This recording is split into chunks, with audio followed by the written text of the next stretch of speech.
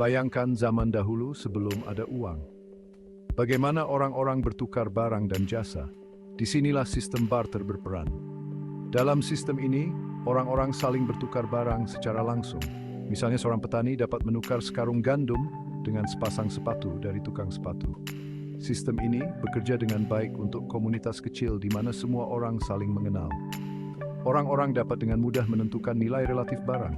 Namun, seiring dengan berkembangnya masyarakat dan menjadi lebih kompleks, sistem barter mulai menunjukkan keterbatasannya. Sistem barter menghadapi beberapa tantangan.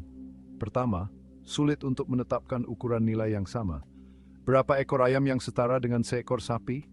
Atau berapa keranjang buah yang sebanding dengan sepotong kain? Kurangnya standarisasi ini membuat sulit untuk membandingkan harga dan melakukan perdagangan yang adil. Kedua, banyak barang yang tidak mudah dibagi. Bayangkan mencoba menukar seekor sapi dengan sepotong roti. Sapi itu jauh lebih berharga, tetapi Anda tidak bisa menukar sebagian saja. Sifat barang yang tidak dapat dibagi ini membatasi jenis transaksi yang dapat terjadi. Ketiga, barter membuat sulit untuk menyimpan kekayaan. Barang-barang yang mudah rusak seperti makanan akan membusuk seiring waktu. Bahkan barang-barang yang tahan lama pun dapat kehilangan nilai atau menjadi rusak. Kurangnya penyimpan nilai yang tahan lama ini membuat sulit untuk menabung untuk masa depan. Ketika masyarakat bergulat dengan keterbatasan barter, mereka mulai mencari alat tukar yang lebih efisien. Hal ini menyebabkan diadopsinya logam mulia seperti emas dan perak sebagai bentuk mata uang. Logam menawarkan beberapa keunggulan dibandingkan barter. Pertama, mereka relatif langka dan memiliki nilai yang melekat. Orang-orang mengenali keindahan dan daya tahannya. Kedua, mereka dapat dibagi menjadi unit yang lebih kecil, sehingga memudahkan untuk ditukar dengan barang yang nilainya berbeda. Sebuah koin emas bisa bernilai beberapa potong roti, sedangkan koin perak mungkin bisa membeli beberapa ekor ayam. Ketiga, mereka tahan lama dan dapat disimpan untuk waktu yang lama. Berbeda dengan biji-bijian atau ternak, emas dan perak tidak membusuk atau mati. Hal ini menjadikan mereka sebagai penyimpan nilai yang andal. Bagian 4, munculnya koin standarisasi perdagangan. Penggunaan logam mulia sebagai mata uang menandai langkah maju yang signifikan. Namun, masih ada kebutuhan akan standarisasi. Orang harus menimbang dan menilai kemurnian emas dan perak dalam setiap transaksi. Proses ini memakan waktu dan rentan terhadap kesalahan.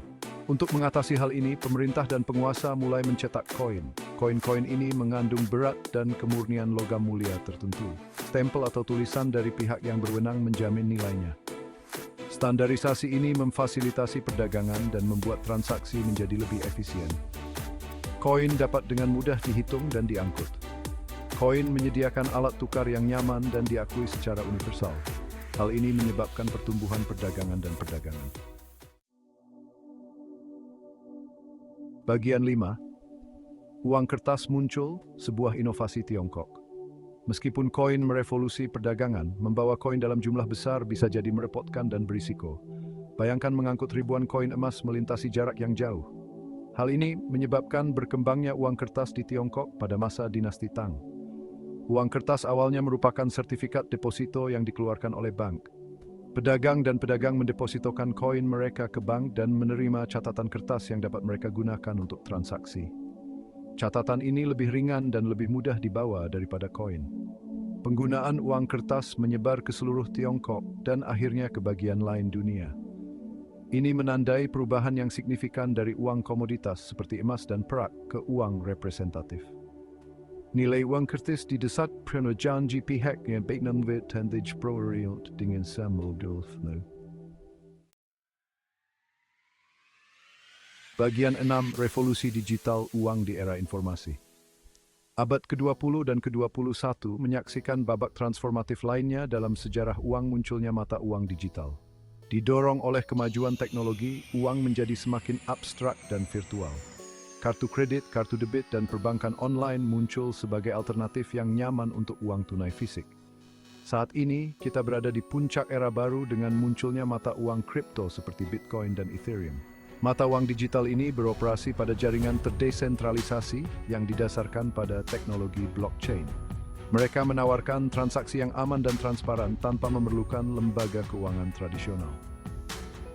Evolusi uang dari barter ke mata uang digital telah menjadi perjalanan yang panjang dan menarik. Setiap tahap telah membawa serangkaian keuntungan dan tantangannya sendiri, membentuk cara kita hidup, berdagang, dan berinteraksi dengan dunia di sekitar kita.